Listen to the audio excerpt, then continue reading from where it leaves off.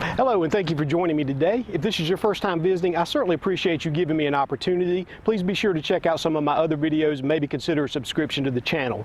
For those that are returning, as always, thank you for your continued support. If you really want to help me out, all you have to do is like the video and leave me a comment in the comment section. I do read all of those and I do respond back to most of them.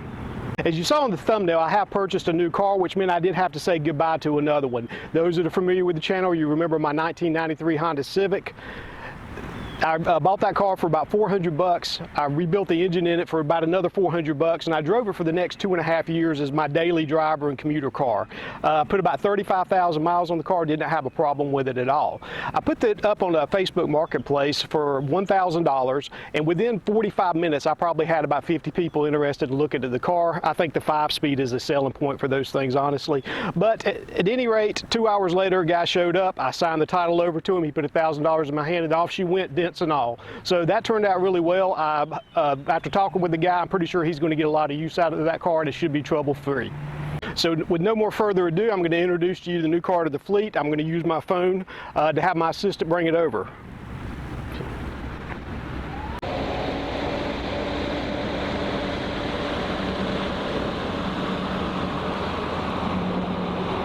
That's right, ladies and gentlemen, I did buy a new Tesla.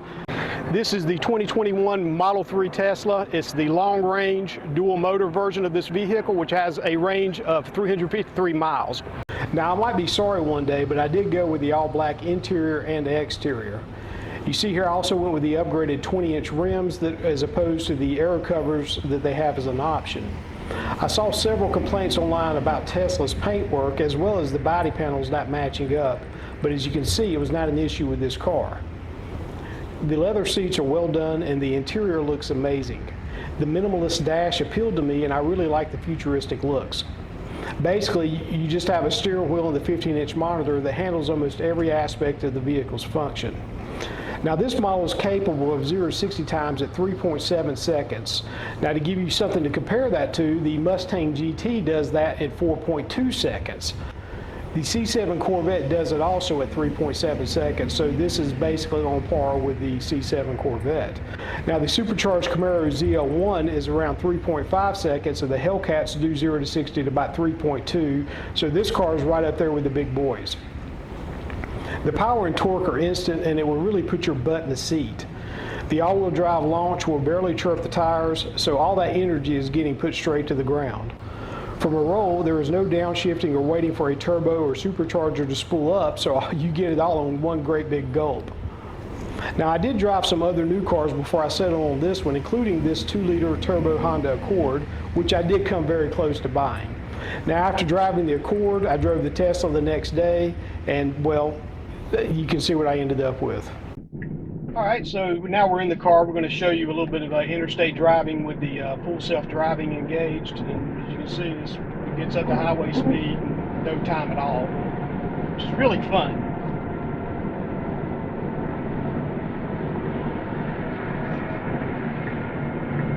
All right, so now that I'm going to go ahead and engage the full self-driving feature. I'm going to roll the cruise control back to 70. We're just going to cruise and talk a little bit about the experience I had buying this car at the dealership.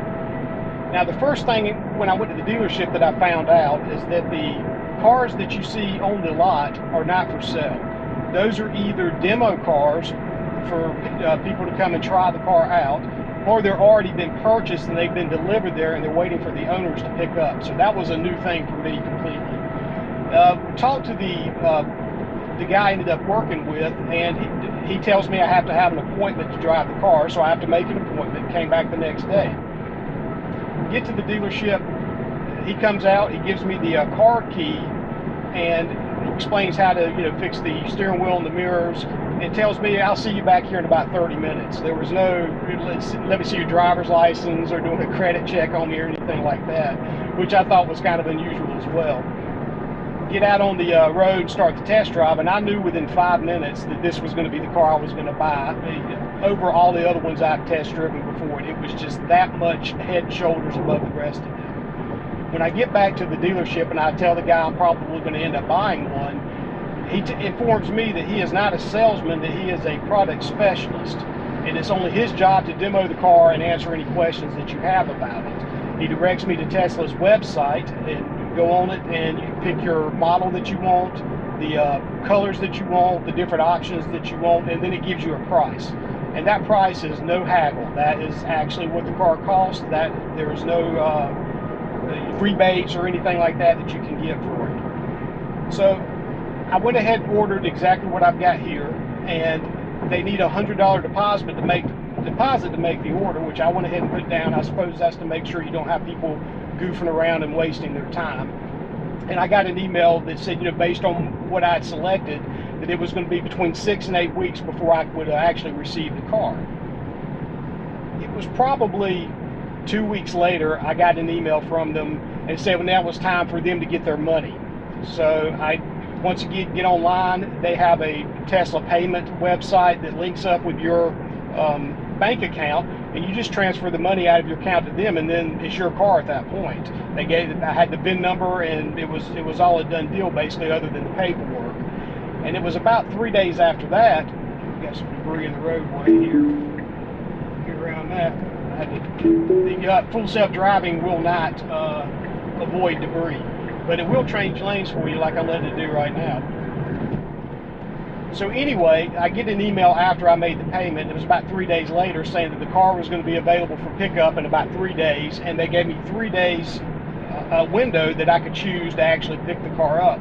After that 3 days, if I haven't picked up the car yet, it goes back into another buyer, and I go at the end of the line of the queue. So I had to get down there and go ahead and get the car. Here's some pictures of me at the dealership picking up the car. This is it sitting here with still had some of the protective film on it and all. And you can see I'm a really happy man at this point. It's been a long time since I bought a new car and had that new car smell. And it's always a lot of fun and a little bit of terror driving one of these off the car lot for the first time. Now, if I didn't say it before, this is the long range version, and it gets on a full charge under the best of circumstances. It's supposed to go 353 miles, and that's not including running your air conditioner, heater, and headlights and other things that are drain on the power. So I'll answer a question that I'm sure a lot of you had. Is my main one before I purchased this car, was how long is it going to take to charge it up? Well, Tesla supplies you with a charger when you purchase the car that can plug into your wall socket at home. The wall socket that I have in my garage that's available to me is only 115 volts. So what I found is normally I drive the car during the course of the day, 20, maybe 30 miles. I park it and I plug it in with that 115 volt wall socket, and by the next day it's charged back up to 80%. Now these cars, you only charge them to 80%. You don't go to 90 unless you're doing you don't go to 100 unless you're doing a trip. So that's not a big deal. So I found with just my 115 volts that I'm able to charge the car overnight for how I normally drive it. Now let's say that I have a day where I do a little bit more driving than I normally do, and I know that it's not going to be able to handle the charge in my garage. Well, fortunately for me, one of the Tesla supercharger stations is right near my house. If you look at the screen here, that dot with the number 4, that's actually showing me where one's at, and it's saying that it has 4 open bays available there.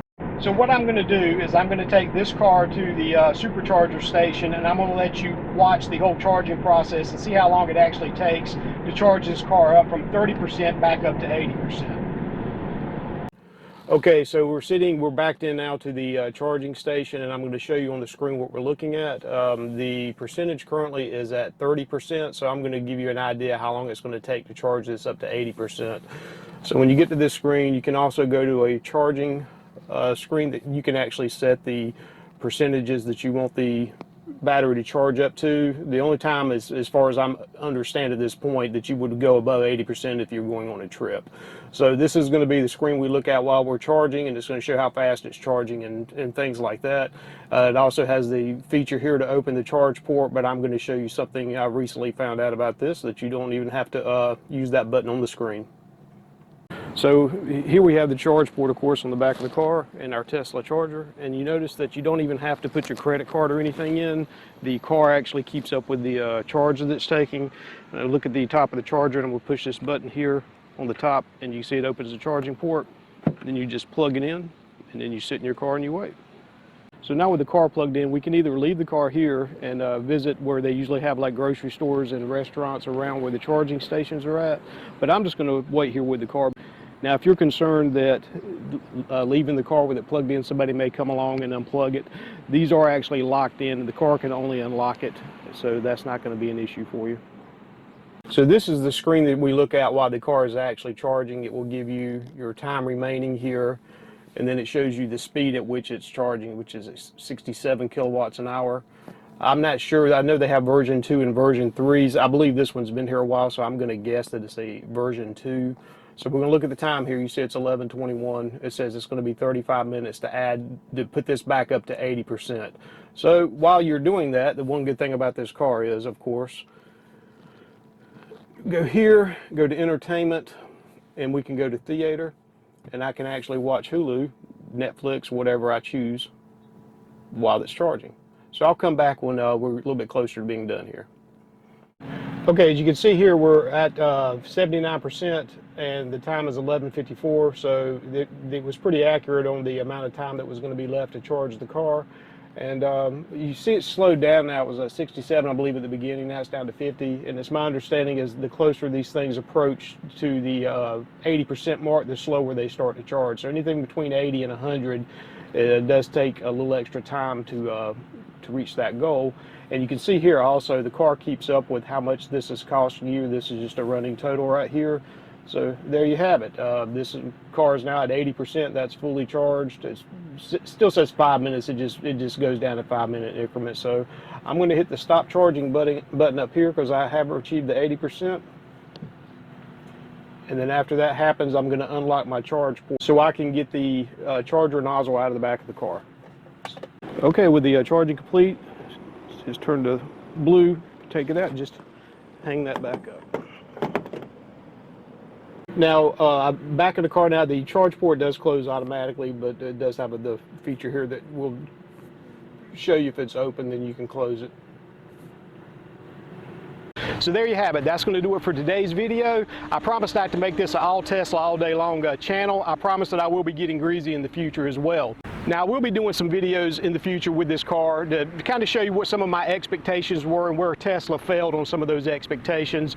You may find some interest in those as well. Please be sure to check those out as well. With all that being said, I certainly appreciate each and every one of you for watching, and I'll check you out on next week's video.